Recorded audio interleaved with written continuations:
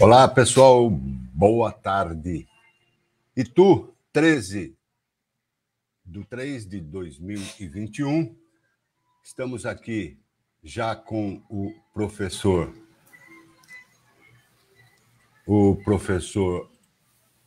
André para a nossa live semanal, a nossa sabatina. Vamos lá, então, para a abertura aí, o vídeo de abertura, que vai contar um pouquinho da trajetória do professor André. Como aqui não é nada profissional, né? A gente vai tateando aqui também, peço desculpas aí para o pessoal. Hoje vamos entrevistar o professor André Santos Luigi, casado com a professora Camila Alessandra Rodrigues Luigi, com 2 filhos, Miguel Duarte Luigi e Elis Rodrigues Luigi. Graduado em História pela Universidade de São Paulo. Licenciado em Pedagogia pela Faculdade de Educação e Ciências Gerenciais de São Paulo. Mestrado em Educação na Universidade Federal de São Carlos. Doutorado em História pela Universidade de Campinas. Tudo começou na Escola Estadual Regente Feijó. Então, André, tudo começou na Escola Estadual Regente Feijó. E aí, como que era, né? Primeiro aí cumprimentar o pessoal que já está aí na nossa live aí, mandou uma mensagem para a gente, Márcia Pedroso, muito obrigado pela sua audiência, Márcia. Como que é, então, narre um pouquinho para a gente aí da sua história na escola pública, né? Fez o infantil, né? Como dizer, o ensino médio, né? Fala um pouquinho para a gente. Bom, em primeiro lugar, aí, agradecer o parceiro aí, o colega, o professor Lelo, amigo, né, amigo de profissão, amigo de militância, de correria, pelo convite. E, bom, eu sou de Itu, né, minha família é de Itu. Quem é de Itu mais antigo, com certeza deve conhecer meu pai, né? Meu pai é o Darcilão, do Bloco do R, do SAI. Enfim, a minha família é a família aqui de Itu. Eu cresci aqui, nasci aqui no centro, né? Minha família sempre morou aqui no centro. E eu estudei a vida inteira em escola pública, né? Na infância, no prézinho, eu estudava no Mário Macedo Júnior, que não existe mais, que era ali onde é o prédio da Prodeme, né? Nossa, olha, coisa antiga, hein? Só os antigos que lembram dessas coisas aí. E apesar de que eu não sou muito antigo, né? Eu sou de 83. E logo que eu saí do prézinho, eu já fui pro Regente Feijó. Eu passei toda a minha vida escolar no Regente Feijó. E minhas irmãs, eu tinha 2 irmãs mais velhas, né? Eu falo tinha porque uma faleceu quando ela tinha 20 anos, eu tinha 16, ela tinha 20. A Flávia. E tem outra irmã, que é a Cibele. E as 2 estudaram no Regente Feijó. Então, é aquela história, né? Quando eu entrei no Regente Feijó, ambas estudavam lá. E as minhas irmãs eram excelentes alunas. O Regente Feijó era uma escola muito boa, né? Ainda no final dos anos 80. Uma escola pública, a gente no final dos anos 80. Aí já começa com a coisa de historiador, né? De ficar analisando o contexto. Porque eu já escrevi, né, sobre minha trajetória na escola, pensando do ponto de vista historiográfico, do contexto. E eu não consigo analisar só da minha experiência pessoal, né? Então eu peguei o Regente Feijó nos meus primeiros anos de escola, uma escola muito boa. Eu lembro que tinha laboratório de ciências, laboratório de anatomia, o corpo docente há muito tempo, né? Era o mesmo corpo docente. O corpo docente tinha sido professores das minhas irmãs, conheciam todos os meus pais, tal. E, ao mesmo tempo, eu fui vivendo esse processo de precarização, né? Nos anos 90, as escolas da rede estadual viveram um processo de precarização muito agressivo, muito violento. Os professores, a maioria dos professores aposentaram e a carreira foi se tornando uma carreira muito precária. Aquela população aqui do centro da cidade que estudava na escola do Regente Feijó foi mudando, né, para a escola particular. O Regente se transformou numa escola de passagem, porque tem aquele ponto de ônibus ali, então era uma escola que atendia a população de zona rural, uma população de região periférica que não tinha acesso à escola, nos bairros que não tinha escola. E a escola foi se perdendo, perdeu a sua estrutura, assim, a sua dinâmica de funcionamento, né? Não que isso seja ruim, mas a escola não soube lidar com isso. Acho que essa é a grande questão, né? Houve nos anos 90, o Regente Feijó era o terror. Era uma escola bem violenta, né? Peguei essa fase das gangues nas escolas, explosão do tráfico de droga no portão da escola, briga na saída da escola. Os professores efetivos foram reduzindo, né? Então era muita rotatividade de professor, muita ausência, professor faltava, né? E a gente ficava muito tempo no pátio, na quadra, e era o terror, né? Era o terror. Então, você sabe bem como é que é isso. Eu peguei uma fase bem anterior a essa, né? Que não desejo para ninguém, e por isso da minha intensa luta, eu peguei como eu sou um pouquinho mais velho que você, eu peguei a ditadura, né? Não desejo para ninguém, nas condições sociais que eu vivia, né? Família pobre, né? Então, eu estudei ainda no Convenção, que era uma escola assim, e isso, vamos dizer assim, fez com que eu hoje não deseje uma ditadura, mas nem por sonho, nem sonhar com isso. Coisa horrorosa. E da onde veio essa adolescente é adolescente, né? Acho que não tem muita época de adolescente, acho que todos fomos mais ou menos meio perdidão. E da onde veio esse entusiasmo e tal? Ou qual é a carreira, a primeira opção, e depois saiu para um curso como estava aí no vídeo, né? Você foi... primeiro, parabéns por enfrentar a FUVEST e conseguir uma vaga na FUVEST. Eu consegui uma vaga na USP, né? A escola era boa, o aluno era bom, por isso que entrou lá. Como é que foi isso? Como é que você tomou essa decisão? Quando, dentro da sua adolescência? Tá. Então,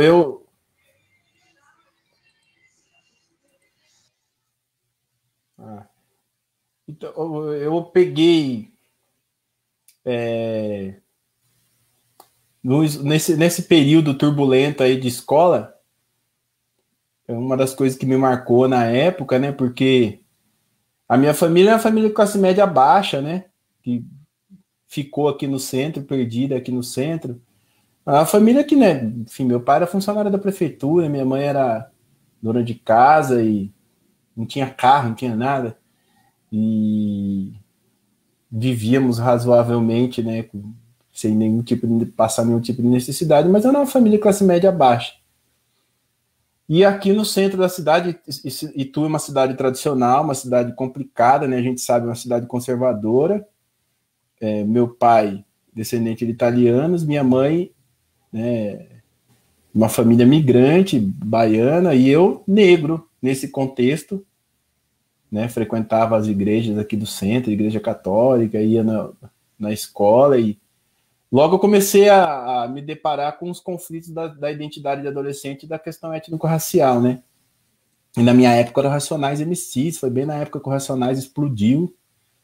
E eu lembro que eu assisti um filme, passou na Bandeirantes, sobre a vida do Malcolm X. Nossa, acho que foi em Em 1999, isso. E aquilo me marcou muito, sabe? Aquela mensagem do Racionais, porque o Racionais, quando você ouve ele, sente e ouve, a mensagem que ele passa para o jovem negro, para o jovem periférico, é a mensagem de estudo, né? De esforço, para você estudar, para você se esforçar, para você não se entregar, não se deixar abater, né? Uma mensagem de apoio psicológico. E marcado por aquilo, eu reinventei minha identidade. Eu era um péssimo aluno, eu era um aluno bem bagunceiro, não me dedicava aos estudos. E a partir disso, quando eu entrei no ensino médio, no primeiro ano do ensino médio, eu comecei a estudar, né? Comecei a politicamente ser mais consciente, entender um pouco mais a realidade que eu vivia. E aí eu conheci uma figura muito importante, decisiva na minha trajetória, que foi o professor João Alvino, nosso colega, nosso parceiro, professor negro, um dos poucos professores negros, né? Professor de história. E ele me ajudou muito nesse processo de lidar com essa questão de... O jovem negro, quando ele entende o racismo, né? Quando ele percebe o racismo, ele se vê nessa dinâmica do racismo, a sociedade brasileira não oferece estruturas institucionais para apoiar ele nesse processo, né? Aqui em casa, minha mãe morreu de preocupação, né? Esquece isso, não fica pensando nisso, toca a sua vida, você fica pensando nisso, você não vai chegar em lugar nenhum. E aí eu encontrei no professor João Alvino esse apoio, e ele foi o cara que falou para mim, falou, André, você é um cara inteligente, você pega as coisas com facilidade, você tem o hábito de ler, muito impulsionado pelo rap, eu comecei a ler, porque também outra coisa, as letras das músicas dos Racionais citam muito literatura, né? Eles citam muito literatura. Eu comecei a ler e eu escrevia razoavelmente bem, né? Porque naquela época o analfabetismo funcional imperava. Escrevia relativamente bem e o professor João Alvino plantou essa sementinha em mim. Não, ó, você é um cara inteligente, você tem potencial, você não pode se contentar a terminar o ensino médio e parar por aqui, você tem que estudar, você tem que tentar fazer uma universidade pública, tal. Na minha família, ninguém tinha feito faculdade, minha irmã mais velha fazia faculdade de Direito, eu via o sacrifício que era para ela pagar, né, a universidade de Direito que ela fazia. Ela trabalhava, dava o salário dela e meu pai ajudava. E eu vi essa situação, né? Falar, poxa, para eu fazer uma faculdade vai ser muito difícil. E universidade pública naquela época, final dos anos 90, era algo... Você não conhecia ninguém que fazia universidade pública, né? A gente esqueceu dessa época aí. Era difícil encontrar alguém assim, esse cara é formado numa universidade pública. E o professor João colocou isso em mim. Eu lembro que a primeira pessoa que me inscreveu foi ele. Teve uma campanha da Unesp em 2001, que quem fosse fazer vestibular para licenciatura ganhava a inscrição. E eu estava no terceiro ano do ensino médio, em 2001, tinha começado a trabalhar no shopping, o shopping que era novidade ainda, né? O shopping aqui de Itu, eu trabalhava de repositor de calça jeans, numa loja de calça jeans, trabalhava organizando estoque, né? Chegava a calça jeans, eu punha a calça jeans para dentro, arrumava no estoque, tinha que repor. E aí o João me falou desse vestibular, que era gratuito, e era no sábado e no domingo. Aí eu vi que, por lei, quando você vai prestar vestibular, você pode não ir trabalhar. E sábado é o pior dia para trabalhar, né? E eu fui prestar o vestibular a primeira vez por causa disso, que eu falei, putz, eu vou ganhar um dia de folga nessa desgraça aqui, porque era complicado o trabalho no shopping. Vou fazer esse vestibular aí. Fui fazer o vestibular da Unesp. Foi a primeira vez que eu me arrisquei nesse mundo e fui muito mal. Eu sempre falo isso porque, bom, o Lelo sabe, né? A gente trabalhou junto no cursinho popular, que a gente sabe que para o jovem que sai da escola pública, é a minoria da minoria da minoria que tenta ingressar no ensino superior, que tenta seguir essa batalha, né, contra o vestibular. E essa minoria, quando é reprovada, acaba desistindo, né? Porque, enfim, é um ano da sua vida que você tem que ficar se dedicando para aquilo, sem ter garantia de nada, né? Sem ter garantia nenhuma. E eu prestei o primeiro vestibular, fui reprovado, mas ao mesmo tempo eu tinha prestado um concurso do Correio, aí eu passei no concurso do Correio, fui ser carteiro, e aí quando eu fui ser carteiro, eu trabalhava até às 5, tinha um cursinho de baixo custo aqui em Itu, eu comecei a fazer esse cursinho de baixo custo, frequentei uma época um cursinho popular que tinha em Salto, estudava, fazia o cursinho à noite, né, trabalhava de carteiro de dia. E aí esse cursinho de baixo custo que tinha aqui em Itu, eles tinham uma cláusula lá, de garantia de sucesso. Se você fizesse todos os simulados, fizesse todos os exercícios da apostila, e não faltasse nenhuma aula, e não passasse nenhum vestibular, você ganhava 1 ano de cursinho gratuito no ano seguinte. E aí eu falei, não, eu vou me abraçar nessa cláusula aqui. E fiz o cursinho à noite. Várias vezes eu ia direto do correio para lá. O pessoal nem sabia meu nome, me chamava de carteiro, que eu ia com o uniforme do correio. E fiz tudo, fazia todos os exercícios, todas as atividades, ficava lá pedindo para carimbar, fiz a atividade. E nesse ano que eu fiquei estudando e trabalhando no correio, eu tive uma pneumonia muito séria e fiquei internado, tudo. E, enfim, fazia pouco tempo que a minha família tinha perdido a minha irmã, né, do meio. E aí, nossa, meus pais ficaram muito assustados, fazia acho que 2 anos que ela tinha falecido. E minha irmã morreu de repente, assim, passou mal e faleceu. Até o laudo dela é causa desconhecida da morte. Ela passou mal e morreu. E meus pais ficaram em choque com aquela situação, muito assustados, tal. Minha mãe achava que era por causa do correio, que eu estava trabalhando demais e não sei o que, estudando. Isso não vai dar certo. E eu estava guardando dinheiro para comprar uma moto. A cabeça, minha vida louca. E aí ela não queria que eu comprasse a moto. Ela falou, não, então fala o seguinte, dá o dinheiro da moto para mim, que eu ajudo você a ficar o ano que vem aí só estudando, se você conseguir a matrícula lá do cursinho de graça. Eu fiquei 1 ano estudando em casa, sem trabalhar, que foi o ano que eu participei muito de movimentação política, né? Porque no meu último ano de escola a gente atuou no Grêmio.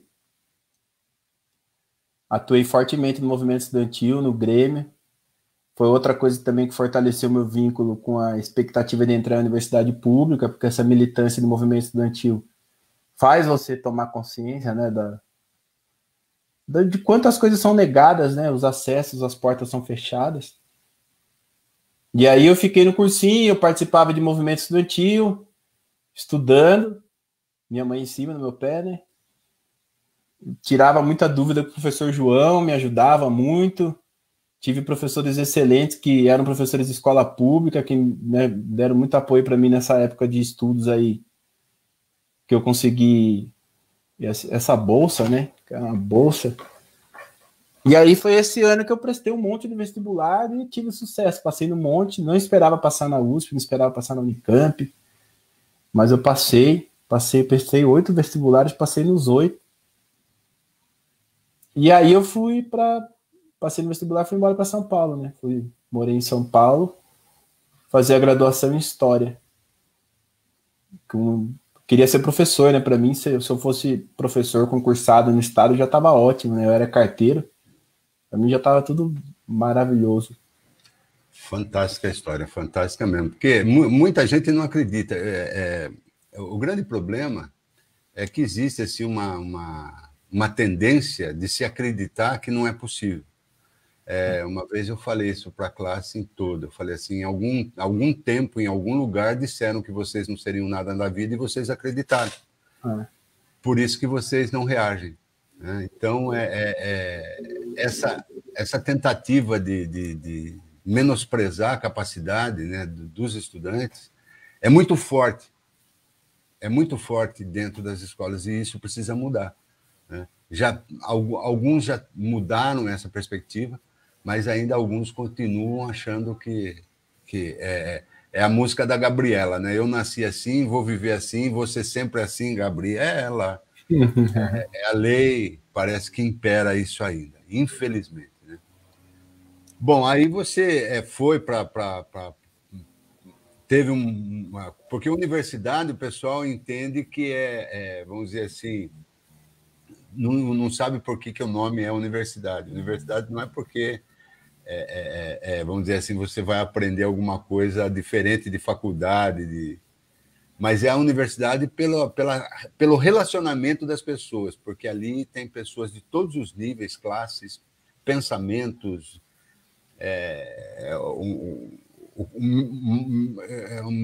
vamos dizer assim, o melhor caldo cultural que alguém pode viver é dentro de uma universidade. Porque a universidade ela junta várias outras faculdades dentro, então você tem gente ali fazendo todas as áreas, né? E você tem contato, pouco ou muito, com todo esse pessoal, e esse mundo acadêmico é que eu sinto muita falta estando distante dele, porque é muito rico, desde que, claro, você tenha juízo, porque da mesma forma que você pode sair de lá um baita de um doutor, você pode também enveredar para uns lados aí meio maluco. Mas é algo assim que eu desejo para todo jovem brasileiro, todo jovem, seja ele de que classe social for, que passe por essa vivência. Muita gente aqui no Brasil tem essa coisa de... a universidade não é para pobre, não é para preto, não é para isso, não é para aquilo. A universidade é para quem quiser fazer a universidade. Né? Eu acho que o Estado tem que dar todas as possibilidades para que todos que desejem tenham condições de acesso. Né? É importantíssimo isso. Por isso, da dedicação da gente de trabalhar nesse sentido. Né? E é muito legal isso. Aí você vai fazer, você presta concurso, você entra como professor de Estado, presta concurso para o Instituto Federal, passa e vai para lá. Lá a rede, e aí entra um momento do Brasil que é maravilhoso e é uma coisa que nós, enquanto professores, não nos apropriamos de tal forma que pudéssemos transferir essa propriedade, esse pertencimento da possibilidade para os estudantes. Muitos de nós falhamos nisso, porque nós não nos apropriamos, né? De modo geral, a garotada não se apropriou do Enem como vestibular. Né? É algo assim fantástico, que foi passado assim muito batido, mas que nós, enquanto militantes de uma educação de qualidade, pessoas dedicadas a um processo igualitário, deixamos passar. Não, as crianças não tomaram posse dessa possibilidade que é única, vamos dizer assim, para muita gente. Eu chorei, porque eu fiz um projeto, depois que eu saí de lá do cursinho popular, eu fiz um projeto na escola, a pedido. Cara, eu chorei porque um aluno passou pelo Enem numa universidade lá do Rio Grande do Sul e não tinha grana para ir fazer a matrícula, cara. Eu chorei, porque eu falei, putz grila, né? Para você ver como não existe um projeto político para dar apoio a essas pessoas que se dedicaram. Cadê a maldita da meritocracia? O cara se dedicou, fez tudo o que tinha que fazer e conseguiu. E agora? Cadê a meritocracia? Né? Conta um pouquinho para a gente quando você foi lá para o Instituto Federal e daí você vai, então, se aprofundar nos estudos, você entra no mestrado, na UFSCar, e passa a ter uma outra visão acadêmica ou foi a mesma daquela de quando estava na USP, André? Bom, então na USP, a universidade pública propicia isso para a gente, que é você ter o ensino, a pesquisa e a extensão, né? Então, assim que eu entrei na universidade, eu consegui uma bolsa de extensão, professor João Alvino, de novo, me apresentou para uma grande pesquisadora, né, uma grande intelectual aqui da cidade, Cleide Zecchini, arquivista do Museu Republicano, me apresentou para ela, falou, esse cara tá fazendo faculdade lá na USP, aqui de Itu, ele precisa de uma ajuda, tá? Não tem nenhum projeto aí que dê para dar uma bolsa para ele. E ela escreveu um projeto para a gente pesquisar patrimônio arquitetônico urbano aqui de Itu, do século XVIII, e que me daria uma ajuda de custo. Por que eu estou falando isso? Porque daí, a partir desse projeto, eu comecei... Era um projeto de extensão, que era para organizar um arquivo, né? Organizar o fundo cartorial aqui do arquivo do Museu Republicano de Itu, que pertence ao Museu Paulista, que pertence à USP. Desse projeto de extensão, a gente fez um projeto de pesquisa, que eu passei a estudar a escravidão em Itu. E aí, dessa pesquisa da escravidão em Itu, eu tive aula com a professora Marina de Mello e Souza, que outra, né, grande pessoa decisiva na minha trajetória, que é a professora de História da África. E aí, com a Marina de Mello e Souza, eu tive uma bolsa de treinamento técnico da FAPESP para trabalhar com fontes de História da África.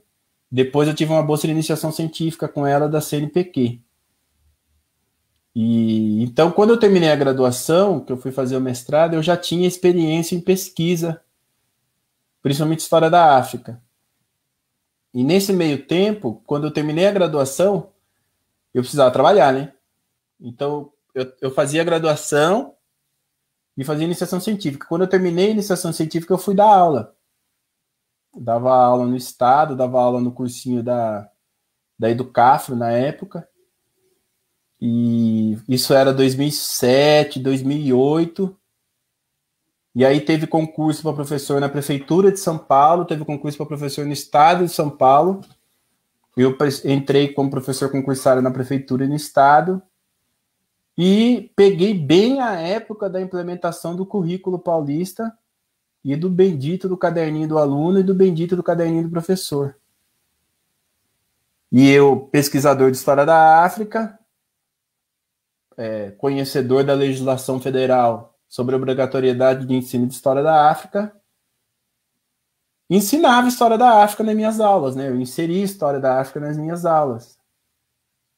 E comecei a ter muito problema quando chegou o caderninho, porque eu não estava cumprindo o caderninho. Mas o caderninho não cumpria a lei federal que dizia que tinha que ter História da África nas diretrizes curriculares. E tive problema, tomei um processo administrativo, porque eu não estava cumprindo o caderninho. Que é aquilo, né? Quem foi professor de História nessa época sabe. Se eu não cumpria o caderninho, o aluno não ia bem no Saresp, não ia bem no Saresp, a escola não ganhava bônus, e aí quebrava as pernas de todo mundo, porque todo mundo esperava o tal do dinheiro do bônus, né? Foi uma época que as escolas começaram a trabalhar em função de bônus. E eu estou falando isso para responder do mestrado, porque esse foi o meu tema do mestrado. E aí eu abandonei a ideia de seguir na historiografia, trabalhando com escrita da história, e fui trabalhar com ensino de história. Aí eu prestei o vestibular na UFSCar, aqui em Sorocaba, o vestibular, processo seletivo do mestrado, no programa de pós-graduação em educação da UFSCar, e meu projeto de pesquisa foi justamente analisar a implementação das diretrizes curriculares de educação para as relações étnico-raciais e ensino de história e cultura afro-brasileira e africana na reforma curricular do Estado de São Paulo, né? E foi uma experiência maravilhosa para mim, porque o campo da educação é um campo maravilhoso, né, de pesquisa. O campo da educação é um campo muito bom, principalmente para quem vem de ciências humanas pura, né? Porque na educação é a dimensão da prática, né? É a coisa na prática. É a realidade ali, não é a esfera do conceito, né? E para mim foi muito bom isso, muito importante, um diálogo interdisciplinar muito bom que eu tive com a minha orientadora, a professora Bárbara Sicardi Nakayama, professora aqui da UFSCar Sorocaba, trabalha com narrativa, trabalha com autobiografia, trabalha com formação de professores, currículo, políticas de formação de professores, pedagoga, e que topou a encrenca de me orientar, porque aqui não tinha especialistas em ensino de história e tampouco em ensino de história da África, né? Isso, eu entrei no mestrado em 2012, e ela me orientou, e lá eu conheci a professora Rosana Batista Monteiro, que também foi uma parceira durante o meu mestrado. A Rosana já é especialista em educação étnico-racial. E eu fiz uma dissertação que foi muito bom para mim, eu aprendi muito, evolui muito, consegui construir algo interdisciplinar. E me ajudou também muito a me formar tanto como pesquisador como educador também, né? Entender um pouco mais os jogos políticos, institucionais, que desembocam nesse caldeirão muito louco que é a sala de aula, né? Então, já de cara, eu agradeço a você, porque aparece uma citação que você me coloca, faz uma menção do meu nome lá e aparece nas minhas citações, aparece. Muito obrigado.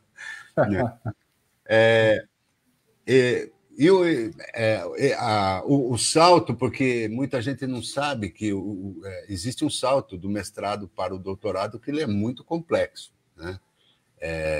Porque você conseguir um orientador de doutorado não é fácil, né?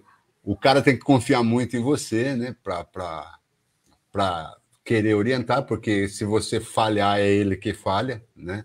Eles têm essa consciência acadêmica. Como é que foi isso? Foi difícil? Porque você saiu, então, dessa área da educação, que é o prático, né? Que é a arte, né? Que Aristóteles divide arte e poéticos, né? A poesia, né? A poesia é algo que você não faz na prática, é o subjetivo. E a arte é o que você faz realmente na prática. Você sai da arte e vai, então, para a poesia, para a história. E você está fazendo o doutorado em história, é isso? É isso mesmo. Na verdade, assim, a minha orientadora do doutorado na Unicamp é a professora Lucilene Reginaldo. Na verdade, eu sempre tive muita sorte na minha vida, assim, nesse sentido. Porque as coisas foram acontecendo porque apareceram pessoas especiais, né, que se dispuseram a me ajudar. E, lógico, eu também vi aquela ajuda ali, grudei, peguei com unhas, né, e garras e não soltei mais. Mas eu tive o professor João, depois eu tive a Nicleide Zecchini, depois eu tive a Marina de Mello e Souza, e agora eu estou tendo a oportunidade de ser orientado pela professora Lucilene Reginaldo, que são pessoas de excelência, todos eles são referências na sua área, e perceberam, né, que tinha alguma qualidade ali no que eu estava propondo e me deram a oportunidade de desenvolver o meu trabalho. Com a professora Lucilene, olha que coisa, né? Ela participou de um evento na USP quando eu era aluno de graduação. E ela dedicou uma atenção especial. Ela fazia parte de uma mesa que comentava os trabalhos dos alunos, né? E eu sempre falava isso para os alunos, né, na sala de aula, quando eu ia dar aula, eu falava para eles, meu, cara, meu pai que tem esse lema, tudo que merece ser feito, merece ser bem feito, né? Então não faça, se você não vai fazer bem feito. Se você vai fazer, faz bem feito. E eu sempre fui meio chatão com essas coisas, assim, e nesses eventos que tinha de iniciação científica, eu tentava dar o máximo para o que eu podia apresentar ali. E essa professora, eu lembro que ela se impressionou, assim, com o meu trabalho de iniciação científica. Ela estabeleceu um diálogo comigo já lá na iniciação científica, fez um monte de observação do meu trabalho. Eu peguei essas observações dela e não daria para eu desenvolver aquilo numa iniciação científica, mas eu nunca esqueci aquilo, eu sempre fui lendo sobre, sempre fui anotando, fui preenchendo aquilo que ela tinha proposto. E aí ela se tornou professora da Unicamp, especialista em História da África, História e Cultura Afro-Brasileira. A Unicamp abriu um programa de pós-graduação de História Social, e uma das linhas é História Social da África, que é uma linha dura, porque a bibliografia não está em português, é uma linha que é difícil de você manter o nível do diálogo com aquela linha. E quando eu vi que ela estava lá, eu falei, eu vou retomar aquilo que ela falou para mim lá muito tempo atrás, eu nem sei quanto tempo atrás, e vou apresentar para a banca. E para minha surpresa, quando eu fiz a prova, o doutorado é assim, você faz uma prova de conteúdo, né? Depois você apresenta o projeto, esse projeto sendo validado, você vai para uma entrevista, e aí que você é aprovado ou não. Mas na entrevista ela lembrou. Ela falou, olha, esse projeto. Eu falei, então, a senhora lembra, professor? Ela falou, lembro. Eu desenvolvi, abri essa porta, abri aquela porta, e aí ela me deu essa oportunidade de continuar essa pesquisa agora no nível do doutorado, que eu tô aí tentando fazer, né? Vamos ver o que vai sair dessa encrenca aí. Tô no indo pro 3º ano agora. Mas certamente sai. É só um tempinho aí que a coisa brota. Bom, até aqui, então, nós já vimos toda a sua carreira. Agora nós vamos falar um pouquinho mais dos assuntos periféricos, mas que são importantes, né? André, não tem como não falar, né? Nós estamos vivendo um momento muito complicado. Existem 3 conceitos em história, que é o anacronismo, sincronismo e diacronia. Diante de tantos fatos que estamos presenciando, né, dá-se a impressão que nós estamos assistindo um filme repetido. É possível afirmar, de fato, que a história não se repete? A pergunta é boa, né? Para a gente pensar. Eu acho que assim, a história não se repete. Mas o que a gente está vivendo hoje no nosso país é uma afirmação como poucas vezes a gente viveu do peso e do poder do passado, o quanto o passado é capaz de se reafirmar, é capaz de destruir o futuro para se reafirmar. O quanto a história é importante para a gente não ficar preso em processos de retrocessos como esses que a gente vem vivendo atualmente, né? Eu entrei na faculdade em 2004, mesmo ano que começou o governo do PT. E como eu logo no começo fui para essa área de história da África, e logo veio a Lei 10.639, depois veio as diretrizes curriculares, então eu acompanhei muitas políticas educacionais do governo do PT. Acompanhei muito mesmo. E quando veio a crise lá de 2016 e tal, eu tinha certeza que a gente tinha vivido um processo de transformação social e que o Brasil tinha avançado certas etapas que não tinha mais perigo da gente retroceder. Então, se alguém falasse assim para mim naquela época, a Rede Globo vai manipular o povo aí, vai enganar o povo com um monte de notícia falsa, vão inventar um processo jurídico aí, a Lava Jato, vão criar uma crise e vão dar um golpe, vão derrubar PT, vão criar uma crise fake aí, vão destruir todos os projetos de distribuição de renda e de integração social do Partido dos Trabalhadores, aí do PT e das alas progressistas, das forças progressistas, né? Eu ia falar, não, essa época já passou. O povo não é mais manipulável desse jeito. Estamos no nível de desenvolvimento político, social, educacional, que não tem mais volta. Se me falasse que um ser como Bolsonaro continuaria existindo no cenário político brasileiro, eu falaria, isso daí é exceção da exceção, é um tiririca. Já ele é devidamente eliminado pelo processo histórico. Eu jamais poderia sonhar que as elites brasileiras, né, as forças que detêm os poder político e econômico nesse país, teria tamanha força, tamanha envergadura para promover um processo de destruição tão profundo como esse que a gente tem vivido, para garantir seus privilégios, né? Então, eu acho que, para mim, principalmente, foi uma grande lição. Né? Uma grande lição de que eu sempre fui Eu sempre gostei muito de estudar os anos 30, os anos 40, os anos 50, que é o período do desenvolvimentismo do Brasil, né? Celso Furtado, eu sempre li muito Celso Furtado. Celso Furtado é um cara que a gente tem que ler ele. Celso Furtado é reconhecido como um dos maiores economistas do mundo.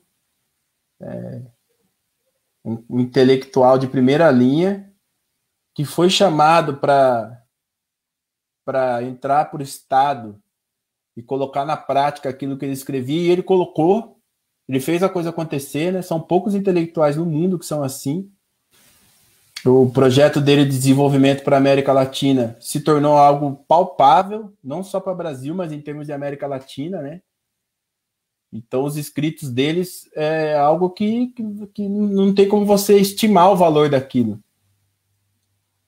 E quando o projeto do Nacional Desenvolvimentismo foi destruído em 64, o diagnóstico, né, que as escritas que vêm de Celso Furtado, né, falando da elite brasileira é uma elite entreguista, a elite brasileira é uma elite retrógrada, a elite brasileira é uma elite cruel, a elite brasileira, entre ser muito rica e ter uma base popular vivendo minimamente bem, ou ser pouco rica e ter uma base popular miserável, que dependa das suas migalhas, a elite brasileira prefere abrir mão de riqueza para garantir que a massa fique miserável dependendo de suas migalhas, né? A relação de dependência, né? A elite brasileira não consegue romper essa lógica de dependência.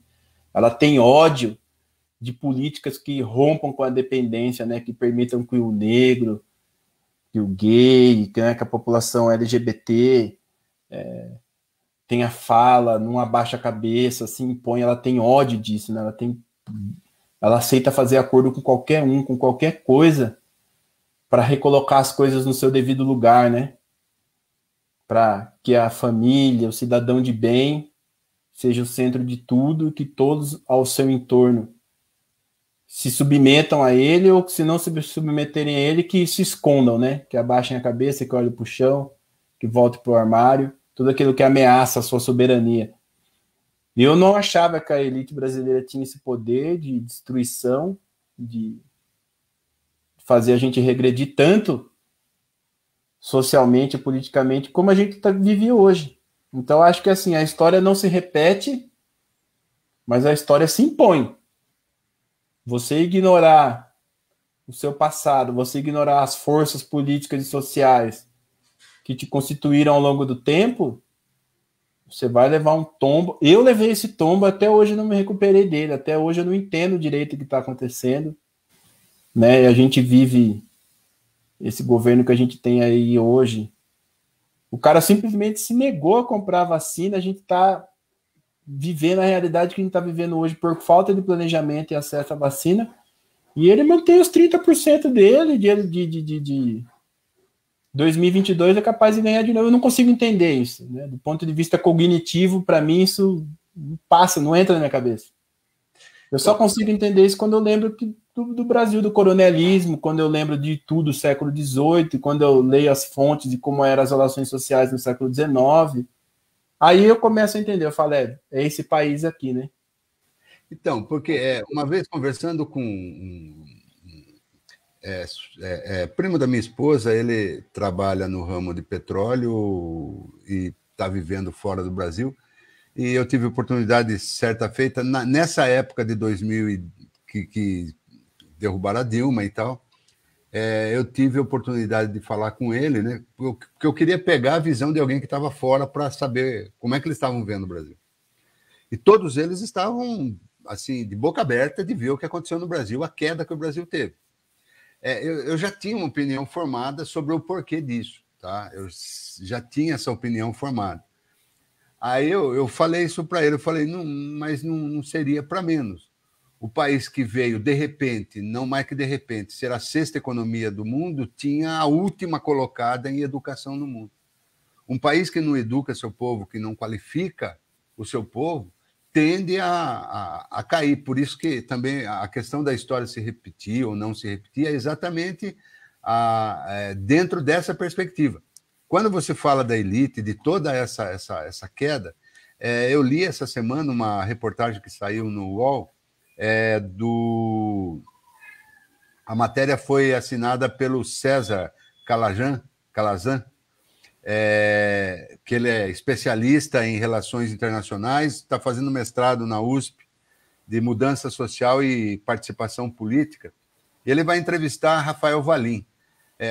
Eu acredito que seja, não tenho bem certeza disso, mas eu acredito que seja um dos advogados também que defendeu o Lula, porque ele assina um livro junto com esses advogados.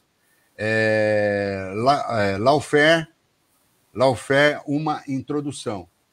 E na entrevista, na matéria que o César faz,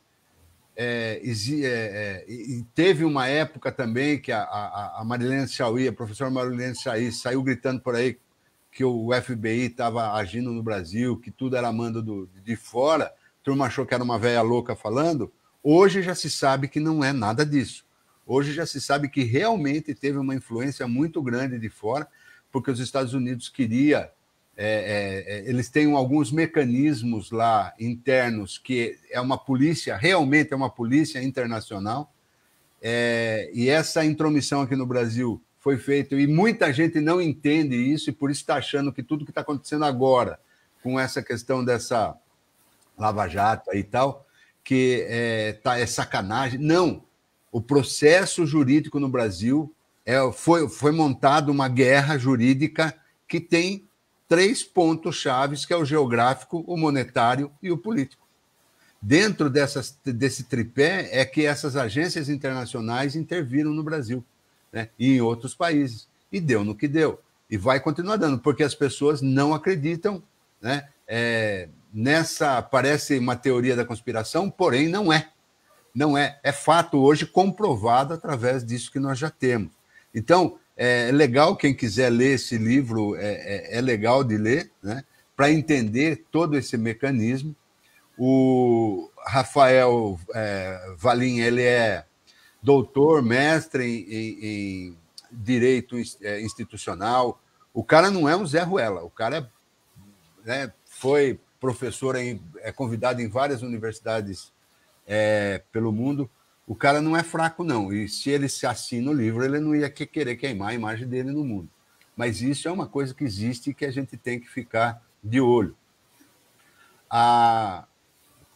Eu acompanhei também por interesse, eu sou apaixonado por educação, só que antes eu vou querer fazer aqui um agradecimento especial aí ao pessoal que está curtindo o nosso papo, a Renata Barbosa. Muito obrigado por estar acompanhando a gente. O Lorde José Ricardo Piffer, que faz parte da corte. Muito obrigado por estar aí acompanhando a gente. Eu não consigo acompanhar a gente porque eu não tenho prática em fazer live, então eu peço perdão aí se eu estou deixando de citar alguém, porque eu não tenho aqui a destreza de ficar em 3 telas ao mesmo tempo. E peço desculpa também para o André. E também, André, o que você fala é importantíssimo para a gente saber que toda mudança, né, depende do povo. Ainda, embora eu seja voto vencido em todos os... Eu acho que nós não lemos direito, e por isso chegou no que chegou, as manifestações de 2013. Faltou uma melhor leitura. E, de novo, nós não nos apropriamos de uma oportunidade. Como eu não me prendo, nunca me prendi a partidos políticos, né, a minha visão se estendeu mais, porque a recusa ali de levantar uma bandeira partidária, porque todo movimento é político, toda fala é política. Agora, ela pode ser ou não partidária, não existe... o fato de você falar eu sou apolítico, você já está sendo político, né? Porque você está colocando uma opção, uma escolha. Então, ninguém é apolítico, porém, entretanto, pode ser apartidário à vontade. Tá? Ninguém também consegue, como já dizia Paulo Freire, ninguém consegue ser também, não ter uma ideologia. Nem que seja uma ideologia para desmascarar as outras ideologias, nós temos que ter uma ideologia. Porém, eu acho que faltou uma leitura melhor daquela época.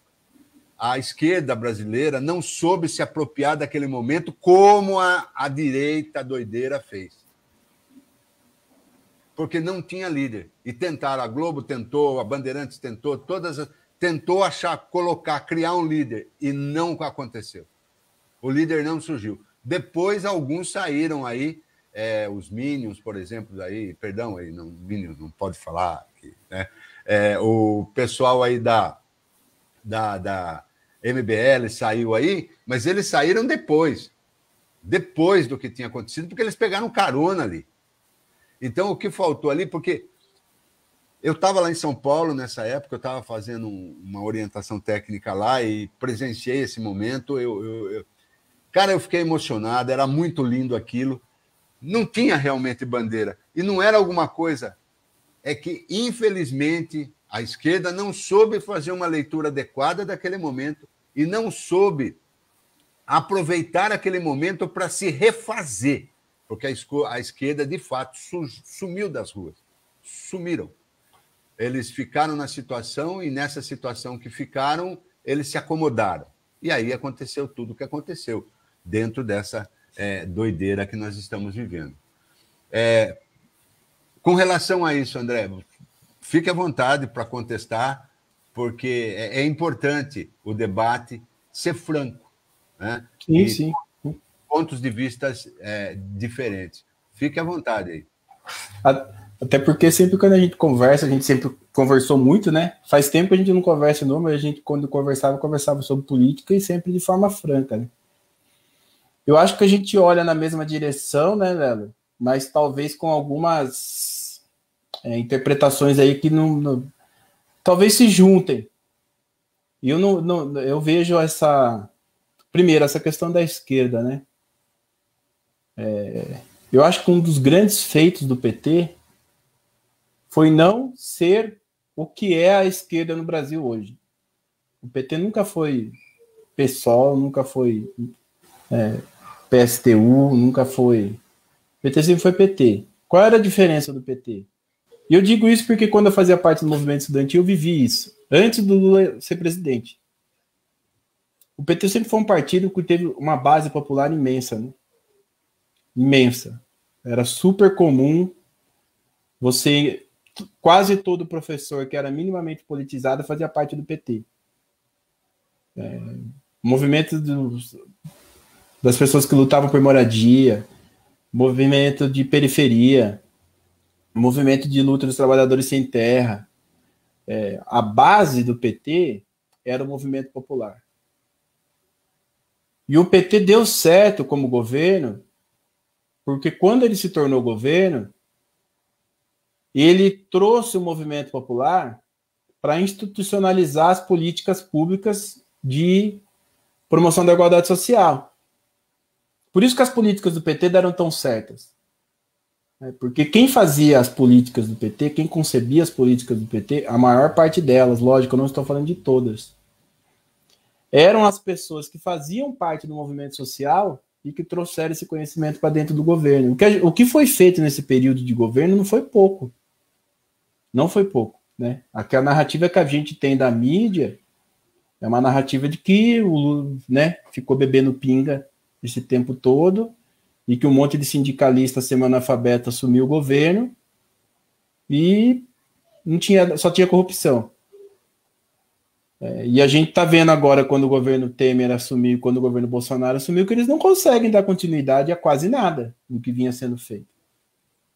Então, você pega a política de agricultura familiar, você pega a política de financiamento da educação, você pega a expansão da rede federal de ensino, o que você quiser pegar, a expansão do SUS, a vinda dos médicos cubanos. Como é que estaríamos vivendo essa pandemia com os médicos cubanos aqui?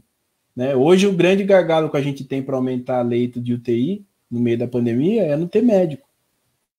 O governo do PT entrou numa briga com o Conselho de Medicina, que não permitiu abrir mais cursos de medicina, que iria abrir, o governo federal iria abrir curso de medicina para popularizar o curso de medicina, travou no Conselho, porque quem autoriza abrir curso de medicina, quem reconhece é o Conselho, e por isso que o PT partiu para trazer médico cubano, que é uma coisa que ninguém fala, né? Parece que ele quis trazer médico cubano para ajudar Cuba, e ponto final. Não é porque o Conselho de Medicina proibia que se formasse mais médico, porque eles querem reserva de mercado, né? Quer cobrar R$500 por uma consulta.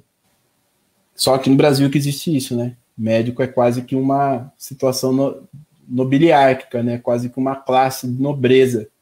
Quando você vira médico, você deixa de ser, né? É um nobre, praticamente.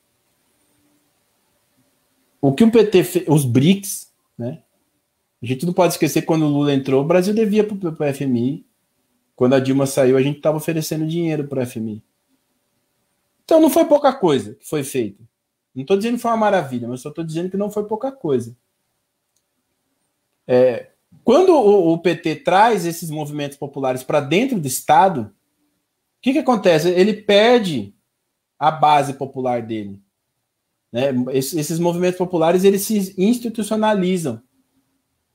Grande parte deles. A esquerda, né, PSOL, é uma esquerda intelectualizada. É uma esquerda de militância intelectualizada. Ela não é uma esquerda de movimento popular.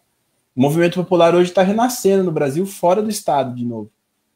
Mas o movimento popular do Brasil, ele foi muito forte, e boa parte do movimento popular se tornou governo junto com o Partido dos Trabalhadores. E boa parte do movimento popular porque teve a sua espinha quebrada com o golpe em 2016. Para mim, o que aconteceu foi que a gente tem essa tese, né, da interferência norte-americana para plantar essa crise aqui no nosso país, mas eu acho que a gente tem dados, não estou dizendo que isso não seja um dado, mas a gente tem dados irrefutáveis que traçam um cenário do que a gente viveu. O crescimento econômico do Brasil teve muito atrelado ao crescimento da China. O Brasil é um país agroexportador, a China comprou muito do Brasil, taxa de juros alta significa o quê? Dinheiro na mão do Estado. O Estado pegou esse dinheiro e criou política de redistribuição de renda. Foi isso que o PT fez, o que estava previsto na Constituição. A Constituição de 88 cria os direitos sociais. Nós temos direitos políticos, civis e sociais. Os direitos sociais custam dinheiro. Por isso que o orçamento do Brasil é vinculado. Né? A gente está vendo essa briga do Paulo Guedes aí para desvincular o orçamento. O que isso quer dizer, desvincular o orçamento? A Constituição diz, tanto por cento do dinheiro é para educação, tanto por cento do dinheiro é para saúde, tanto por cento do dinheiro é para infraestrutura. Ah, mas eu quero construir aeroporto, eu quero construir isso, eu quero construir aquilo. Tá, mas você vai ter que gastar dinheiro com isso aqui. Por quê? Porque isso aqui garante direito social. Quando a gente pega o manifesto, eu tenho até salvo isso, porque eu acho que algum dia eles vão tirar isso do site do PMDB, porque isso é uma vergonha. Mas quando você pega o manifesto Ponte para o Futuro, está escrito lá. Está escrito ali. E o Temer disse, ele falou, a Dilma caiu porque ela não quis dialogar com o manifesto Ponte para o Futuro que propunha reformas constitucionais. O que está escrito lá? O Brasil, na década de 80, era diferente. A Constituição brasileira garantiu direitos que o Estado não tem como bancar, porque custa muito caro. E nós precisamos refundar o Estado brasileiro. Então, o que a gente viveu, na verdade, foi o seguinte: a gente saiu da ditadura em 88, que é quando a Constituição é promulgada. Né? A gente teve um governo Sarney que não garantiu direitos sociais. A gente teve um governo Collor que não garantiu direitos sociais, não cumpriu a Constituição. E a gente teve 2 governos do FHC que promoveu o mínimo de estabilidade econômica, mas não garantiu o direito social. Por isso que ele saiu. O PT não inventou a roda. Os movimentos populares não pediram mais. Né? Eles não querem ficar... O movimento popular não é um bando de vagabundo que quer ficar recebendo auxílio do Estado. Os movimentos populares cobram a efetivação da Constituição. O MST cobra o quê? O uso social da terra. O que os movimentos LGBT cobram? Direito de ser tratado como ser humano normal. O que os movimentos estudantis cobram? Educação pública gratuita de qualidade. Ninguém pede mais do que o mínimo que se espera de uma nação minimamente organizada. O que a gestão do PT fez nesse período foi cumprir a Constituição. Simples assim. Vamos garantir direitos sociais. A ampla maioria da população brasileira vive numa situação de praticamente miséria na época do governo do FHC, né? Eu estava vendo esses dias uma entrevista da Luísa Trajano, da Loja do Magazine Luiza. O cara perguntou para ela, mas você acredita que o Brasil tem potencial? Ela começou a dar os números de milhões de brasileiros que não tem geladeira, milhões de brasileiros que não tem fogão. Ela fala que país do mundo que tem um mercado consumidor, essa expectativa de demanda represada tão grande quanto o Brasil. Construção civil, moradia. A gente tem uma massa da população esperando ter acesso aos direitos básicos, direitos sociais. Foi o que o governo do PT viabilizou minimamente, hein? Com muitas críticas. Se a gente fosse fazer uma avaliação aqui do que deveria ter sido feito em termos de Constituição e o que de fato o governo do PT fez, teria mais críticas a elogio. Mas ele foi o primeiro governo estruturado para garantir direito social. Primeiro governo na história do Brasil, né, depois da Constituição de 88, que fez isso de fato. E foi contra esse fato que a elite brasileira se revoltou. E esperaram o primeiro cenário de recessão para botar isso abaixo. Então, Lela, eu vejo esses movimentos de 2013. A Marilena Chauí tem uma palestra dela, que na época que começou os fake news, né? Recortaram um trecho. Eu não sei se você já viu essa palestra que ela fala: eu odeio a classe média. Não tem nada que eu despreze mais do que a classe média. Recortaram bem esse trecho. Eu tanto conheço como eu usei para dar aula sobre argumentação, que ela é fantástica. Fantástica. A Marilena Chauí, naquele contexto, estava prevendo os próximos 20 anos de história do Brasil. O que era, resumindo a fala dela? Ela estava dizendo assim, olha, 10 anos de governo nosso, era um seminário do PT, Marilena Chauí, petista, no seminário do PT. E ela dizia o quê? Nós trouxemos milhões e milhões de pessoas que viviam abaixo da linha da pobreza para viver uma situação de classe média baixa. Só que essas pessoas precisam entender que elas não são classe média, elas continuam sendo classe trabalhadora. Proletária, porque ela fixa bem isso, porque a visão dela é da disputa do confronto entre classes sociais. É aí que o pessoal não entende, porque a classe média é uma intermediária entre o proletariado e a burguesia. Essa é a visão dela de classes sociais. E o pessoal está acostumado com a classe A, B, C, D, que tem essa tal classe média, que é a questão financeira. Por isso que o pessoal pegou raiva dela, né?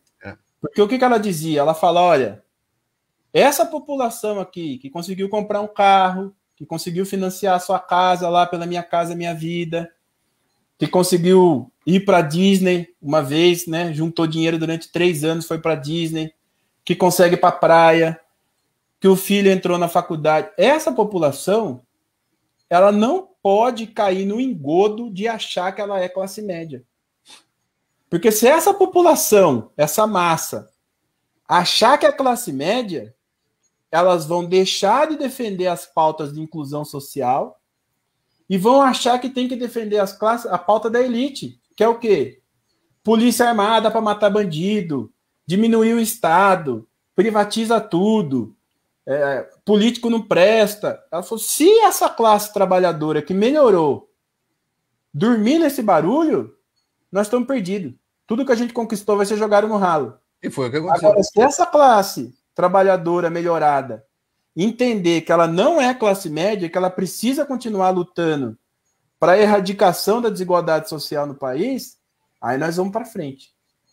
E aconteceu exatamente o que ela falou. E tem uma parte da palestra que ela fala assim, A classe trabalhadora que acha que é classe média e a realidade bate na cara dela e mostra que ela não é classe média, é a classe que vai dialogar com o fascismo. É a classe que abre a porta para o fascismo. Porque daí ela transforma sua frustração em ódio contra aqueles que estão competindo com ela, que estão disputando migalha com ela. É de uma precisão intelectual, é de uma leitura perspectiva de futuro perfeita, perfeita. Tanto que teve um outro professor que que eu peguei todo o discurso dela, né? Porque não é para pegar pedacinho, você pegar todo. Tem que pegar o raciocínio inteiro. Fantástico, né? Que tem a introdução, tem a argumentação e tem a conclusão. É perfeito, né, academicamente. Aí vai um outro cara lá, que eu não sei o nome dele, também não vou nem lembrar, professor da USP, que veja por que eu quis frisar a questão das classes sociais. Porque ele faz a mesma coisa, ele tira o foco do que ela estava falando, que é essa divisão social pela perspectiva marxista, né, da luta de classe entre a proletário e burguês e a classe intermediária, que são os profissionais, no caso aí os profissionais liberais, né, o médico, o dentista, desde que não trabalhe para nenhum burguês, nenhum industriário, ele continua sendo classe média. Ele vai falar, então, mas como que ela é classe média, vai falar contra a classe média? O professor não é classe média, porque o nosso trabalho é formar a mão de obra. Se nosso operário da educação. formar a mão de obra, nós somos proletários. Então, operário da educação. Exatamente. Veja como a fala do professor, e é isso que eu quis frisar na questão de debate e argumentação, porque se você tirar, na filosofia nós chamamos de ontologia, se nós não discutirmos com base no ser enquanto ser, cada um vai falar uma coisa, é lógico que eu vou achar argumento para falar bobagem contra a outra pessoa, né, contra a fala da outra pessoa, porque eu tirei daquela ontologia que deveria. Para discutir com ela, teria que ter, então, a mesma base ontológica, ou seja, a divisão social, o extrativismo, dentro da perspectiva marxista. Simples. Sim, né? sim. Eu esqueci o nome. E olha nome. que eu não sou marxista, hein? Admiro a Marilena Chauí, enfim, mas não sou marxista, mas não tem como você ver a palestra dela há quase 10 anos atrás, não tem como você negar a eficiência intelectual analítica dela. Ela né? também não é especialista, a especialidade dela é filosofia, filosofia medieval, fantástica as obras dela, né? Só que... É conhecida mundialmente, né? Assim como Paulo Freire, Milton Santos, é mais reconhecida lá fora do que aqui, né? Porque é a única que pode se dizer filósofa aqui no Brasil. Porque ela constrói um conceito e é reconhecida no mundo pelo conceito que ela construiu. O resto é tudo... comentarista, né? Comentarista. E aí os caras eu sou filósofo, não sei de onde, eu sou filósofo aqui, esse não é nada. Pondé da vida aí. Comentarista está cheio, né? Então é isso aí. André, nós já passamos de 1 hora aqui, eu agradeço muito, mas muito mesmo, esse bate-papo, porque eu estava com vontade de fazer um bate-papo legal com você. O tempo não dá, você está de um lado todo do outro, é difícil a gente se cruzar, se encontrar, ainda mais agora nessa situação caótica. Então eu deixo aí um tempinho para você se despedir do pessoal, né, para a gente encerrar o nosso vídeo, mas muito, muito obrigado mesmo, André. Eu que agradeço o convite, para mim é sempre um prazer. O Lelo é uma inspiração que eu tenho, eu já falei isso para ele, né? São pessoas como o Lelo que me motiva muitas vezes me envolver em alguns projetos, aí como o Cursinho Popular, né? Que a gente... Quantas vezes, quantos sábados, né? Lelo, o professor tal não vai poder vir, dá para você vir. E o Lelo ia, era só avisar que ele aparecia lá para dar aula. Os encontros filosóficos, né? Quanto que eu não aprendi com esses encontros filosóficos e quanto está cada vez mais difícil a gente achar pessoas que fazem coisas, né? Fazem projetos como você faz, Lelo, pensando no bem comum, né? Não existe mais isso. Não tem mais isso. É um ou outro que sobreviveu aí, que resistiu. Então, você é uma referência para mim nesse sentido, né? Você está sempre organizando, sempre tentando motivar os alunos, incentivar os alunos. Os projetos que você faz é sempre para troca de ideia, divulgação científica, compartilhamento do conhecimento, sem esperar retorno algum. Pelo contrário, eu já te acompanhei de perto na organização de alguma dos seus eventos. É só dor de cabeça, né? Só trabalho, e às vezes ainda você recebe retorno negativo, né? Das atividades que você faz, gente que te critica. Então, para mim é um prazer poder te ajudar nisso. É uma honra ter sido escolhido como uma pessoa para dialogar com você aqui. E mais do que o obrigado, a admiração que eu tenho por você e pela sua luta, pela sua trajetória. E estamos aí. O que precisar, que der e vier. Saiba que é recíproca. É muito, muito verdadeiro. A gente está junto e a gente batalha junto. E nem somos no mesmo partido político, mas a gente consegue dialogar, e é isso que as pessoas não entendem, né? Que não precisa. Eu odeio extremo. O extremo não serve para nada, né? Só para forçar a barra. No mais, eu agradeço todo o pessoal que acompanhou a live e muita gente entrando e saindo. A live vai ficar disponível também no meu canal no YouTube. Agradeço mais uma vez, André, pela sua vinda aqui. A semana que vem nós já estamos acertando mais um convidado aí para esse bate-papo. E eu quero deixar esse arquivo para os jovens aí, que estão aí na busca de uma profissão, não sabem o que fazer, poder escolher. Na semana que vem a gente tem mais uma fonte. Até agora eu só entrevistei professores, embora de áreas diferentes, né? Mas a semana que vem um profissional liberal, classe média. Classe média. Esse é profissional liberal mesmo. Um abraço, então, gente. Muito obrigado. E vamos ver se eu consigo soltar o vídeo aqui da nossa live. Abraço, pessoal. Valeu. Até a próxima.